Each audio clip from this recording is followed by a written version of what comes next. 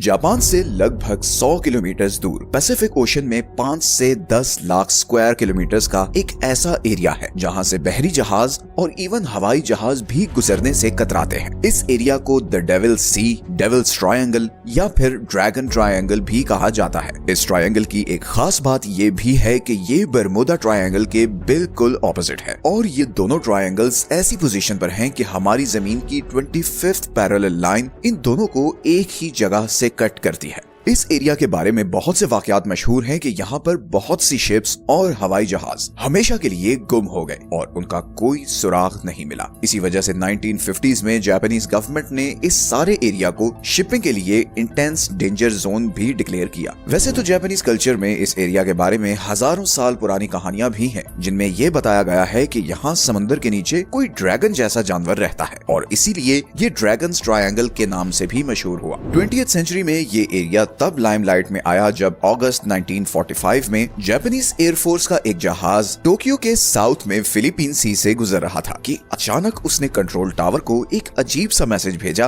कि आसमान अजीब सा हो रहा है, आसमान खुल रहा है, ये आसमान को क्या हो रहा है। और ये इस पायलट के आखिरी अल्फाज थे। इसके बाद कंट्रोल टावर का इस जहाज से राब्ता कट गया और ये जहाज दोबारा कभी नहीं मिला। इसके बाद भी इस एरिया में ऐसे बहुत से वाकयात होते रहे। 1952 में जापानीज गवर्नमेंट ने कायो मारू नंबर 5 नाम की एक मिलिट्री शिप को इस एरिया में इन्वेस्टिगेशन के लिए भेजा, लेकिन ये शिप भी यहाँ पर गायब हो गई और दोबारा कभी नहीं मिली। इस शिप पर 31 रिसर्चर्स थे जिनका कोई सुराग नहीं मिला। जापानीज गवर्नमेंट ने क्लेम किया कि ये शिप शायद अंडर सी वॉल्केनिक इरप्शन की वजह से तबाह हुई है, लेकिन इस शिप का कोई मलबा नहीं मिला। उस वक्त जापान के सबसे बड़े न्यूज़पेपर योमियोरी शिंबुन ने इस एरिया का मैप छापा और बताया कि 1945 से 1950 के बीच यहाँ पर 9 से ज्यादा शिप्स गायब हो चुकी हैं। 4 जनवरी 1955 को एक जापानीज शिप शिनियो मारू नंबर 10 इधर जापानीज आइलैंड मिकुराजिमा के पास से गुजर रही थी कि उसका भी कंट्रोल टावर से राब्ता कट गया। खैर 12 दिन बाद ये शिप मिल तो गई,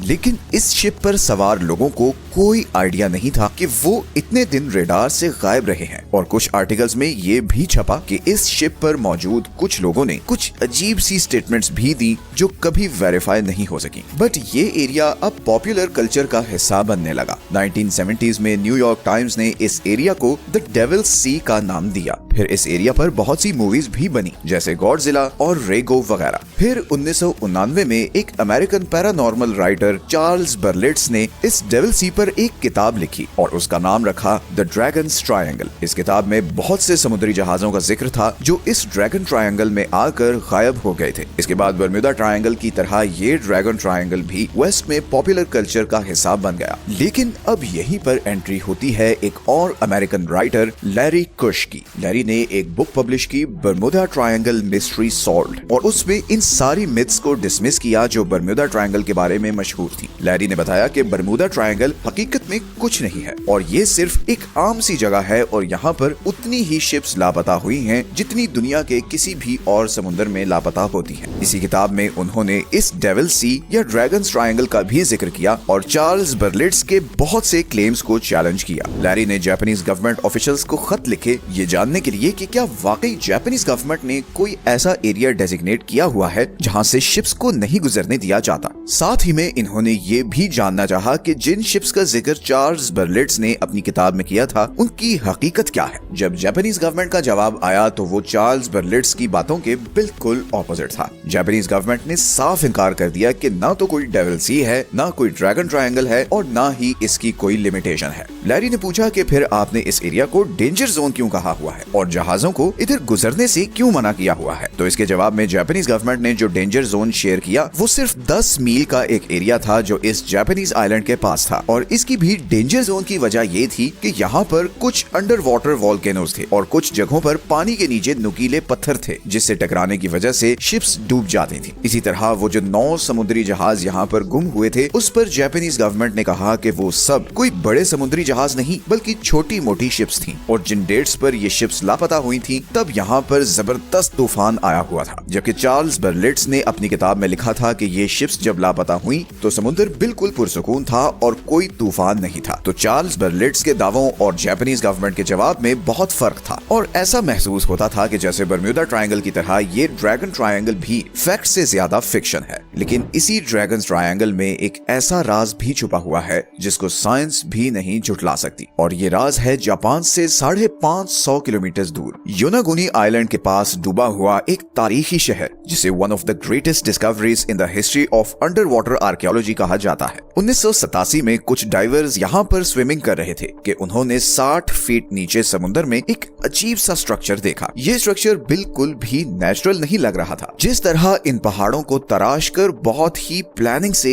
एक दूसरे के ऊपर रखा हुआ था, ये 100% किसी इंसान का काम लग रहा था। ये स्ट्रक्चर किसी पिरामिड की तरह था। आर्कियोलॉजिस्ट ने जब इस पर रिसर्च शुरू की तो इन्हें पता चला कि ये 5 से 6 हजार साल पुराना स्ट्रक्चर है, और तब तो इंसानों के पास ऐसी टेक्नोलॉजी ही नहीं थी कि वो इतने बड़े पत्थर काट सकें। और फिर एक बड़ा सवाल ये था कि ये स्ट्रक्चर इधर पानी के इतना नीचे कैसे पहुंचा। इन सवालों का किसी के पास जवाब नहीं था, और ये स्ट्रक्चर था भी इसी ड्रैगन ट्रायंगल के अंदर जिसके बारे में इतनी कहानियां मशहूर हैं। तो लैरी ने शिप्स के गायब होने की जो लॉजिक्स दी हैं वो तो हम मान सकते हैं, लेकिन इस स्ट्रक्चर के बारे में लगता है कि किसी के पास कोई सॉलिड आर्गुमेंट नहीं है। और सिर्फ यही नहीं बल्कि 1945 में जब वो हवाई जहाज यहाँ गायब हुआ था तो पायलट ने ये क्यों कहा था कि आसमान खुल रहा है या उसका कलर चेंज हो रहा है, इसका भी अभी तक साइंटिस्ट कोई खास जवाब नहीं दे सके। हो सकता है कि ये सब सिर्फ फर्जी कहानियों के अलावा कुछ ना हो, और सच शायद इतना ही सादा हो जैसे लैरी ने अपनी बुक में लिखा है। और शायद ये भी हो सकता है कि वाकई यहाँ पर कुछ हो